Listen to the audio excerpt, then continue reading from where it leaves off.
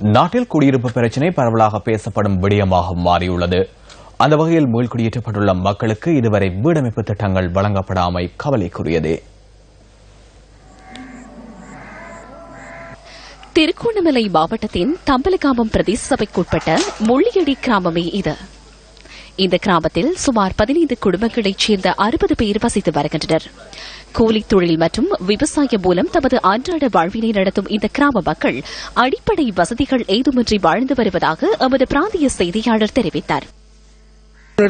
பணிக்கு போய் அங்கிருந்து இந்த யுத்தம் முடிஞ்சு வந்த காலம் வந்து நான் டிஎஸ்பி கடிதம் வழியை கொடுத்து வீடு ஒன்று தாங்கன்னு கேட்டேன். தற்காலிக வீடு கிடைச்சி கொள்ள வீடு அந்த உறுதி அழிய முடியக்கூட வீடு போயிட்டு அவர் 10,000 ஆண்டு கேட்டேன். நான் போய் 10,000 தர மாட்டேன்ட்டாங்க. 2002ஆம் ஆண்டு மீள்குடியேற்றப்பட்ட போதிலும் தமக்கான நிரந்தர வீடமைப்பு வசதி இன்றி பல்வேறு துன்பங்களை எதிர்கொள்வதாக கிராம மக்கள் தெரிவிக்கின்றனர். கணவர் 2005ஆம் ஆண்டு சவுதிக்கு போன மாதிரியால் இல்ல, மோசம் போயிட்டு டெத் சர்டிபிகேட் தான் வந்தது.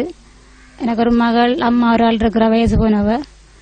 இந்த அக்காட வீட்டுல நான் வசித்து கொண்டிருக்கிறேன். அதுவும் தகர வீடு, காலிய வீடு. அதுக்கப்புறம் எங்களுக்கு எது விதமான உதவியும் அரசாங்கத்தால கிடைக்கல. சமுத்தி தரல எங்களுக்கு. எதுக்கு போனாலும் எங்களுக்கு சமுத்தியை தான் கேட்கறாங்க. அது தரணும், மற்ற எங்களுக்கு ஒரு நிரந்தர வீடு தரணும் கேட்டுக்கொள்றோம் அரசாங்கத்தை. உறவினர் வீடுலாம் இருக்கிறோம். தற்காலிக வீடும் எங்களுக்கு நிரந்தரமா பூர்த்தி செய்ய தரல. அவங்க அதுல இந்த மழை நேரங்கள்ல எங்களுக்கு இருக்கல.